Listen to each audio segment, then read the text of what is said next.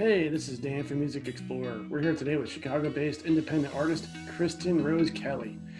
A few of Kristin's credits include an Emmy nomination in 2011, and she was recognized for a parody she did making fun of a Michigan vape event called Vaporpalooza.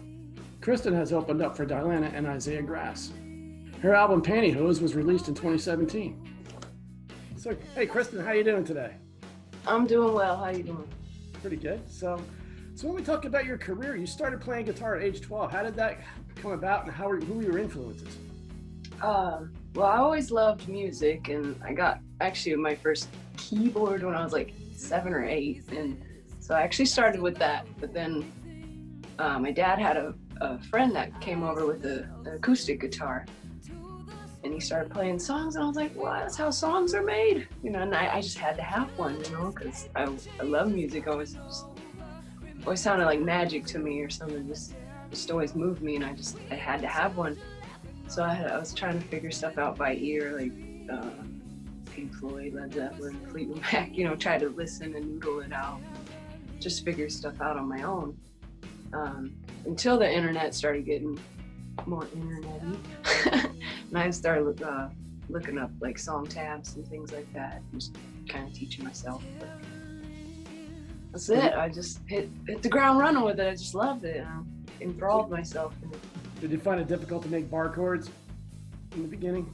Oh yeah. Oh yes. I cried. I threw stuff. I was always trying to stretch my fingers out, like I'm gonna reach. You know what I mean? Like I didn't want to use the pinky for nothing. Trying to get those. Yeah. I can't reach. But you get it after a while. Yeah. Right. Yep. So as far as who are your vocal influences? Oh man. I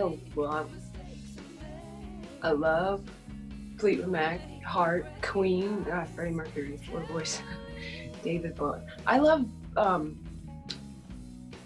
voices you can instantly recognize. You know what I mean? Like you hear Robert Plant, you know that's Robert Plant, right?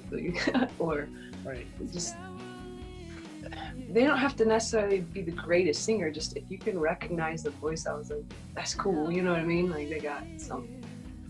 I was always drawn to that. What Idol show was that you were tried out for? I tried out for American Idol, and then I tried out for X Factor. Actually, tried out for Nashville Star. And I was like, I didn't really want to because it's country music, and I'm not a huge. That's not my flavor. That was fun. That was my first tryout thing of that type of show, and that was, gosh, so many years ago. But then it was American Idol and X Factor, and it's like, I don't want to do these. I like what I'm doing now. You know what I mean? I have creative freedom. I say what I do. I wear what I want. You know what I mean? Like, no one's telling me nothing.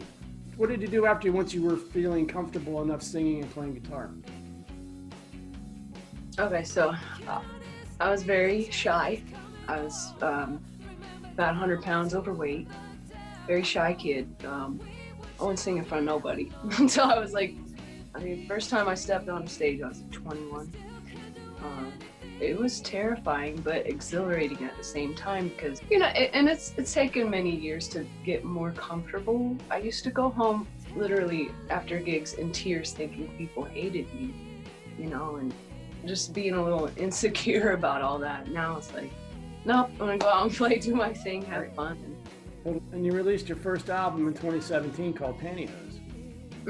Actually, so I had a band for about 5 years, and I had so many songs I wanted to record, and it was never getting done. I started getting a little frustrated, and all right, I really want to get this album made. And then I decided to, I was talking to Erin, she had to hook up with the studio at Wood Rock Studios. This was 2014, I actually went to record. Flew out there, not drove out there, for like 3 weeks I got the whole album done. Where was it recorded at? Where was your album recorded at? Wood Rock Studios in Raritan, New Jersey. What is your most treasured moment that you've done with yourself musically? I finally got to play a really big festival with my band, and I got paid for it. What festival was that? Oak Fest.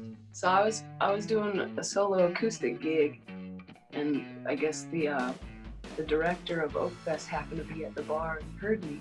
He loved my voice and he's like, "Can I get your card? I would love to have you perform at Oak Fest." And I was like, "Oh, sure." Sometimes you half-heartedly listen to people because a lot of people talk, but he was serious and it was a lot of fun and it was amazing to meet. Are you going to be playing more festivals once we get out of COVID? I hope. I'm working on building a new band right now, and I hope so. All right. Okay, Kristin, have a good afternoon. You too. Bye. Bye. Kitchen say, you call the shots.